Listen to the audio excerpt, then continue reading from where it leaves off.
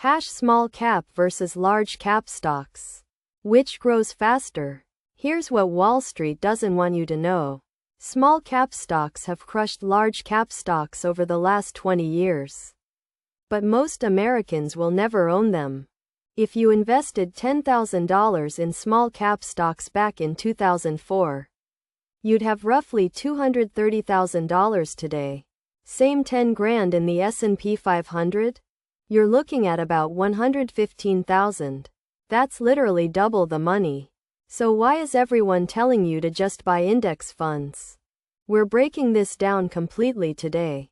By the end of this video, you'll understand exactly which one belongs in your portfolio. Part 1. What are we actually talking about here? Let's nail down the definitions because this matters. Large cap stocks are companies with a market capitalization above $10 billion. We're talking Apple, Microsoft, Tesla, Amazon. These are the household names. When you open Robinhood or Fidelity and see the S&P 500, you're buying 500 large cap stocks. These companies are stable, they're profitable, they're boring, and that's actually a feature, not a bug. Small cap stocks are companies between $300 million and $2 billion in market value. Think regional banks, specialized manufacturers, growing tech companies nobody's heard of yet, companies like Vistra Energy or Solventum Technology. Small caps are the scrappy underdogs still fighting to become household names. The middle ground is mid-cap stocks.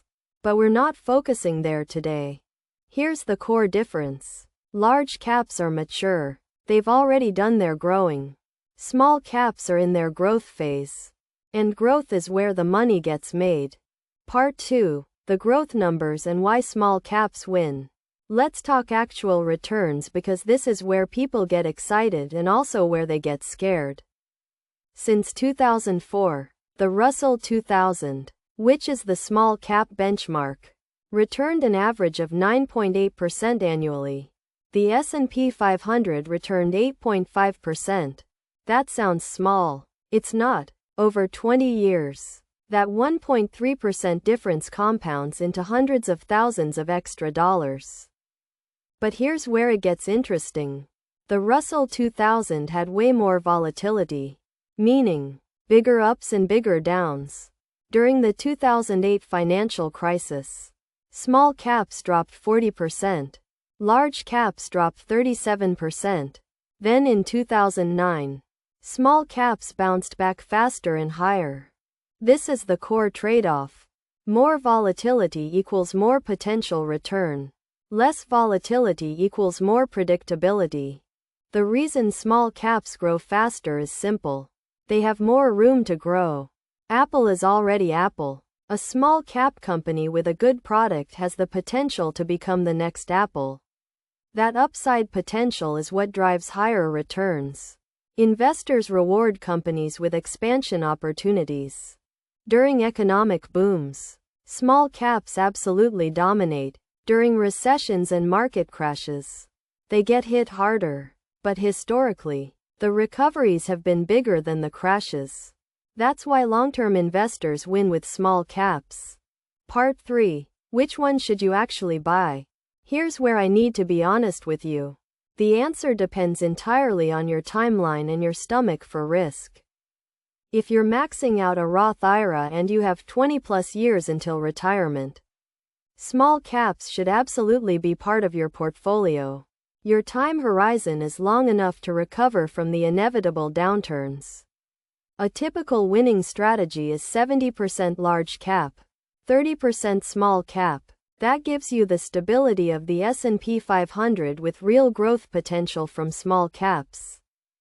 If you're 5 years from retirement or you're the type of person who panics and sells during market crashes, stick with large caps and sleep well at night. If you're under 35 with a solid emergency fund and you can stomach a 40% drop without freaking out, you could go 50-50 or even more aggressive. I know people who've built serious wealth with aggressive small cap positions in their 20s. The practical way to buy small caps. Use your 401k small cap funds at work. Or open a Fidelity or Robinhood account and buy the IWM ETF. That's the Russell 2000. One ticker. Instant diversification across 2,000 small cap companies. You're not picking individual companies. You're betting on the small cap asset class, which historically wins. Closing. Small cap stocks grow faster. That's documented fact, but they require patience and risk tolerance. If you can handle the volatility, small caps can literally double your wealth compared to large caps over decades. That's not a promise. That's historical data. The richest Americans aren't just buying the S&P 500. They're diversified. They own small caps. They own international stocks. They spread their risk and capture multiple growth engines. Start today. Open a Roth IRA if you don't have one. Add a small cap allocation. Then stop thinking about it for 20 years. That's how you actually win. If this helped you understand your investment options, hit that subscribe button. We're dropping finance videos every single week designed to make you richer. Thanks for watching.